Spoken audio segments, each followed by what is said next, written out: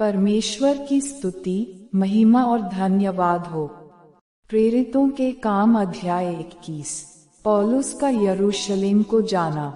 जब हमने उनसे अलग होकर जहाज खोला तो सीधे मार्ग से कोस में आए और दूसरे दिन रुदुस में और वहां से पत्रा में। वहां एक जहाज फीनीके को जाता हुआ मिला और हमने उस पर चढ़कर उसे खोल दिया।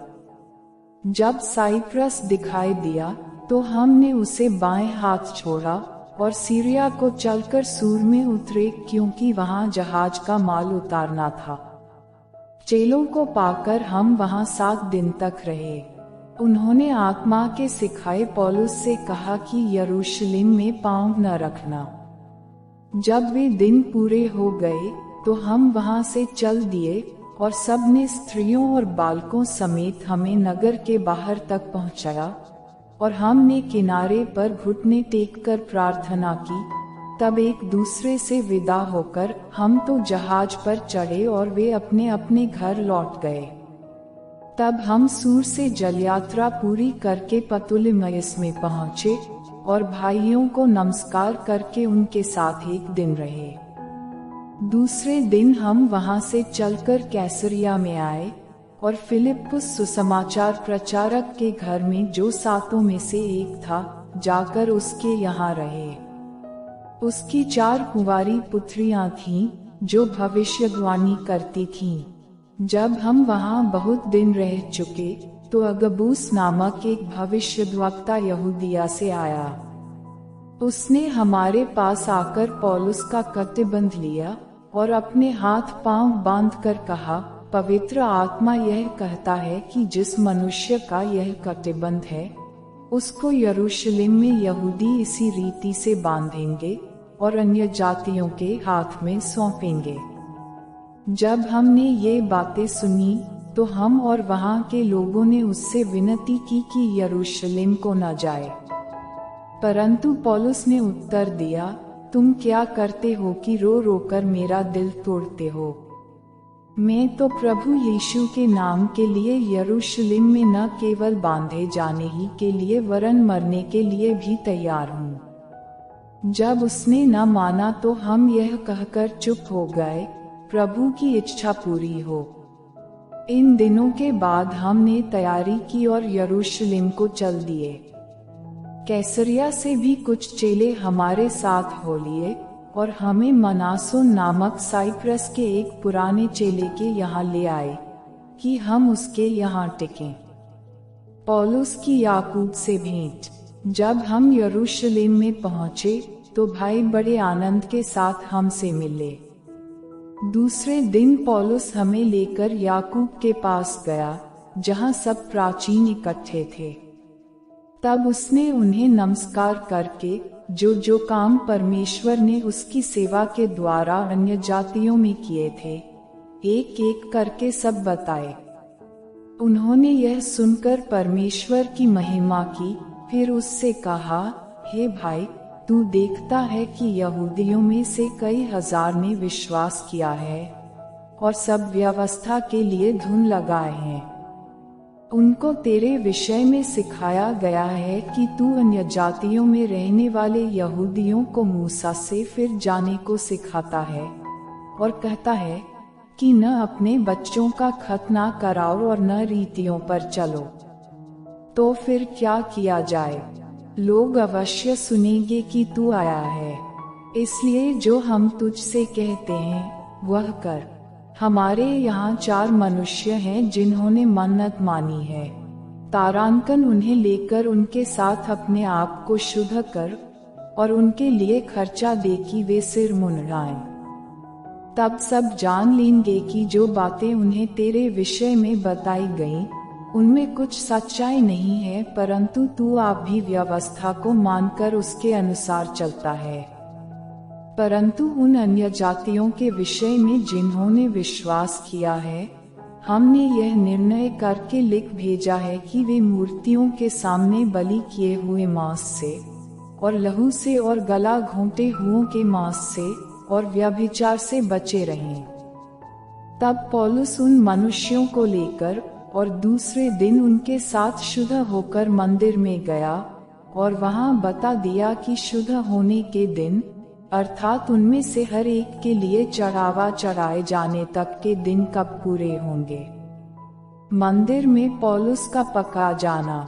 जब वे 7 दिन पूरे होने पर थे, तो आसिया के यहूदियों ने पौलुस को मंदिर में देखकर सब लोगों को उकसाया और यूं चिल्लाकर उसको पकड़ लिया, हे इस्राएलियों, सहायता करो, यह वही मनुष्य है जो लोगों के और व्यवस्था के और इस स्थान के विरोध में हर जगह सब लोगों को सिखाता है, यहाँ तक कि यूनानियों को भी मंदिर में लाकर उसने इस पवित्र स्थान को अपवित्र किया है।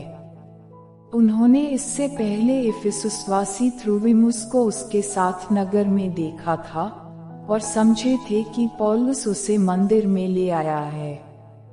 तब सारे नगर में कोलाहल मच गया और लोग दौड़कर इकट्ठे हुए और पौलुस को पकड़कर मंदिर के बाहर घसीट लाए और तुरंत द्वार बंद किए गए।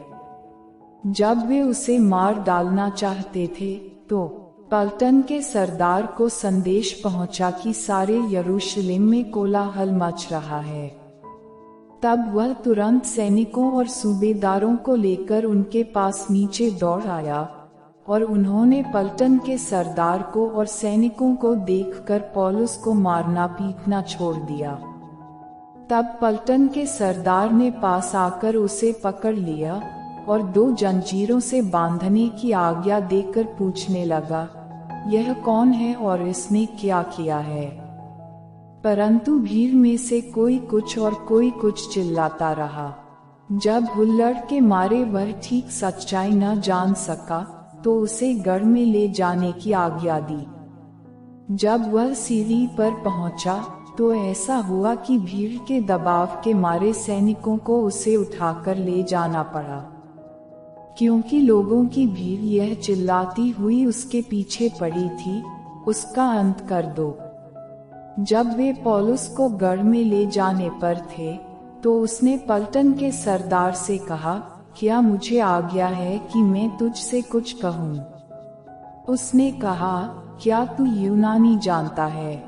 क्या तू वह मिस्री नहीं जो इन दिनों से पहले विद्रोही बनाकर 4000 कटाबंद लोगों को जंगल में ले गया? पौलुस ने कहा, मैं तो तरसुस का यहूदी मनुष्य हूँ, किलिकिया के प्रसिद्ध नगर का निवासी हूँ।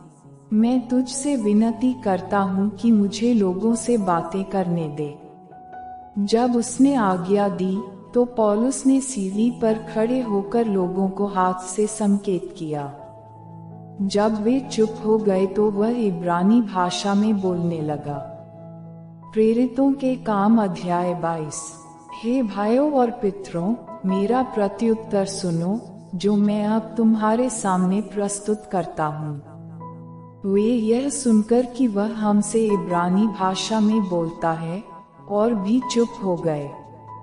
तब उसने कहा, मैं तो यहूदी मनुष्य हूँ, जो किलिकिया के तरसुस में जन्मा, परंतु इस नगर में गमलीएल के पांवों के पास बैठकर पढ़ाया गया और बापदादों की व्यवस्था की ठीक रीति पर सिखाया गया, और परमेश्वर के लिए ऐसी धुन लगाए था जैसे तुम सब आज लगाए हो।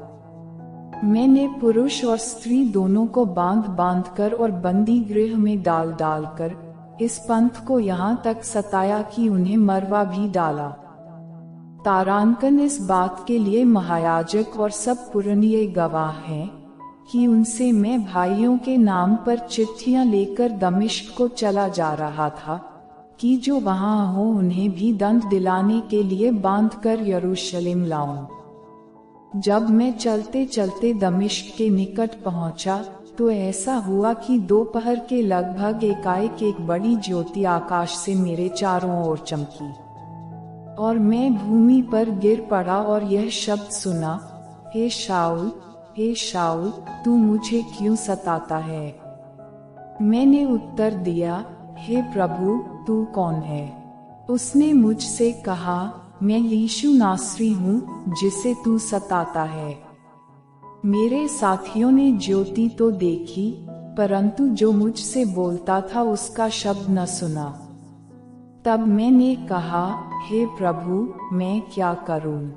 प्रभु ने मुझसे कहा, उठकर दमिश्क में जा, और जो कुछ तेरे करने के लिए ठहराया गया है वहां तुझसे सब बता दिया जाएगा।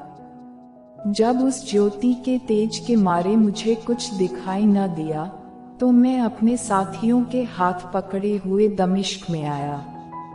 तब हनन्याह नामक व्यवस्था के अनुसार एक भक्त मनुष्य, जो वहां रहने वाले सब यहूदियों में सुनाम था, मेरे पास आया और खड़े होकर मुझसे कहा, हे भाई शाऊल, फिर देखने लग। उसी घड़ी मेरे नेत्र खुल गए और मैंने उसे देखा। तब उसने कहा, हमारे बाप-दादों के परमेश्वर ने तुझे इसलिए ठहराया है कि तू उसकी इच्छा को जाने और उस धर्मी को देखे और उसके मुंह से बातें सुने, क्योंकि तू उसकी ओर से सब मनुष्यों के सामने उन बातों का गवाह होगा जो तूने देखी और सुनी है। अब क्यों देर करता है? उठ, बपतिस्मा ले और उसका नाम लेकर अपने पापों को धो डाल। जब मैं फिर यरूशलेम में आकर मंदिर में प्रार्थना कर रहा था, तो बेसुध हो गया और उसको देखा कि वह मुझसे कहता है, जल्दी करके यरूशलेम से झट निकल जा, क्योंकि वे मेरे विषय में तेरी गवाही न मानेंगे। मैंने कहा, हे प्रभु, वे तो आप जानते हैं कि मैं तुझ पर विश्वास करने वालों को बंदी गृह में डालता और जगह जगह आराधनालय में पिटवाता था।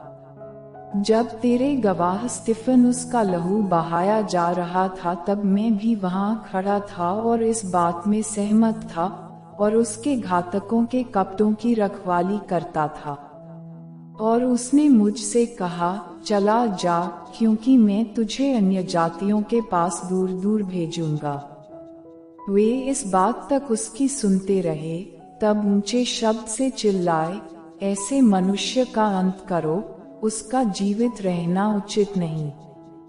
जब वे चिल्लाते और कपड़े फेंकते और आकाश में धूल उड़ाते थे, तो पलटन के सरदार ने कहा, इसे गढ़ में ले जाओ और कोड़े मारकर जांचो, कि मैं जानूं कि लोग किस कारण उसके विरोध में ऐसा चिल्ला रहे हैं। जब उन्होंने उसे तसमों से बांधा, तो पौलुस ने उस सूबेदार से जो पास खड़ा था कहा, क्या यह उचित है कि तुम एक रोमी मनुष्य को, और वह भी बिना दोषी ठहराए हुए, कोड़े मारो? सूबेदार ने यह सुनकर पलटन के सरदार के पास जाकर कहा, तू यह क्या करता है? यह तो रोमी मनुष्य है। तब पलटन के सरदार ने उसके पास आकर कहा, मुझे बता, क्या तू रोमी है? उसने कहा, हाँ। यह सुनकर पलटन के सरदार ने कहा, मैंने रोमी होने का पद बहुत रुपये देकर पाया है। पौलुस ने कहा, मैं तो जन्म से रोमी हूँ। तब जो लोग उसे जांचने पर थे, वे तुरंत उसके पास से हट गए, और पलटन का सरदार भी यह जानकर कि यह रोमी है और मैंने उसे बांधा है, डर गया।